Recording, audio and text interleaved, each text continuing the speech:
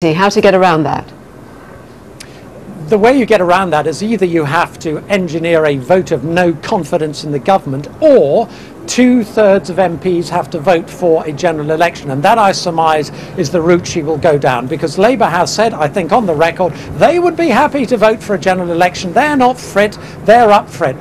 Theresa may well choose to call their bluff and say, and Theresa May is coming out now, let's hear what she's got to say.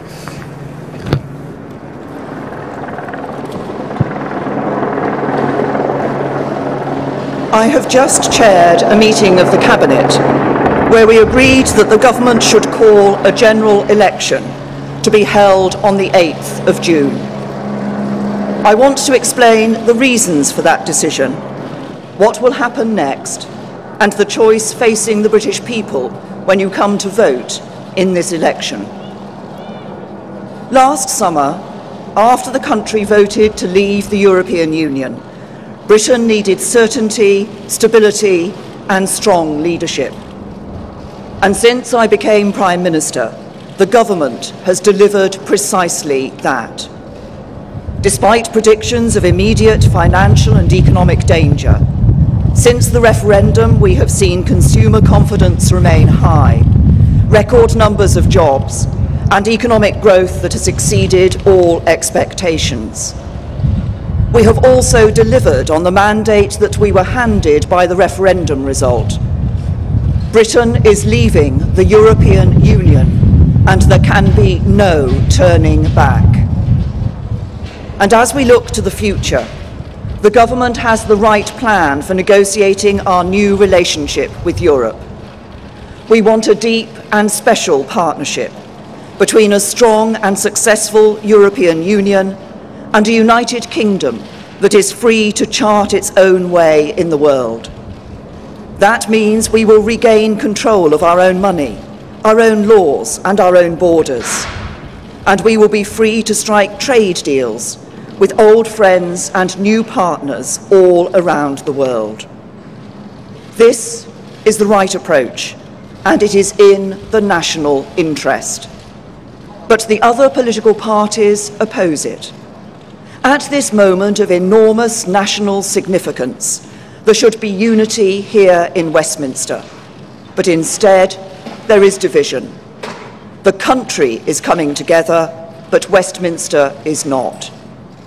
In recent weeks, Labour have threatened to vote against the final agreement we reach with the European Union. The Liberal Democrats have said they want to grind the business of government to a standstill. The Scottish National Party say they will vote against the legislation that formally repeals Britain's membership of the European Union. And unelected members of the House of Lords have vowed to fight us every step of the way.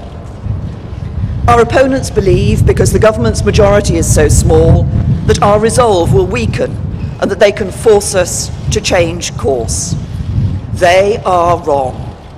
They underestimate our determination to get the job done.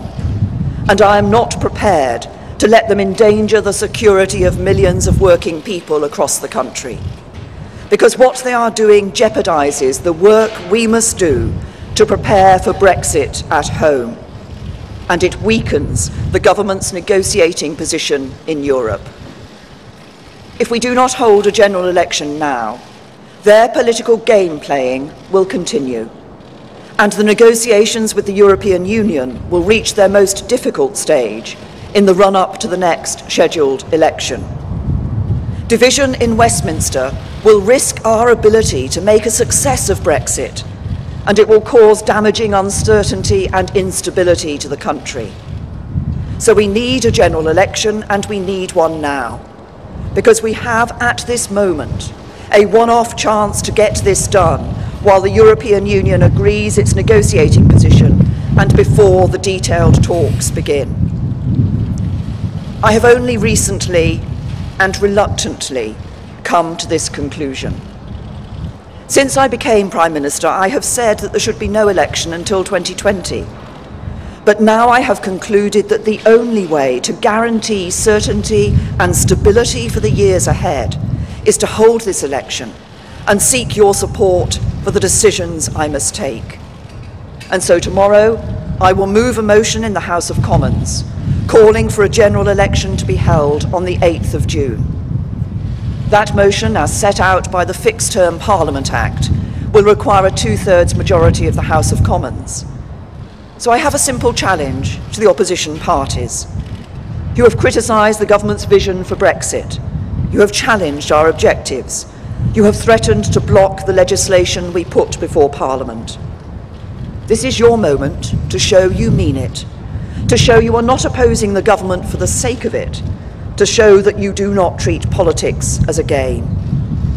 Let us tomorrow vote for an election. Let us put forward our plans for Brexit and our alternative programmes for government, and then let the people decide. And the decision facing the country will be all about leadership. It will be a choice between strong and stable leadership in the national interest, with me as your Prime Minister, or weak and unstable coalition government led by Jeremy Corbyn, propped up by the Liberal Democrats who want to reopen the divisions of the referendum, and Nicola Sturgeon and the SNP. Every vote for the Conservatives will make it harder for opposition politicians who want to stop me from getting the job done. Every vote for the Conservatives will make me stronger when I negotiate for Britain with the Prime Ministers, Presidents and Chancellors of the European Union. Every vote for the Conservatives will mean we can stick to our plan for a stronger Britain and take the right long-term decisions for a more secure future. It was with reluctance that I decided the country needs this election, but it is with strong conviction that I say it is necessary to secure the strong and stable leadership the country needs to see us through Brexit and beyond.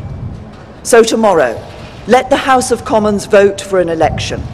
Let everybody put forward their proposals for Brexit and their programmes for government. And let us remove the risk of uncertainty and instability and continue to give the country the strong and stable leadership it demands.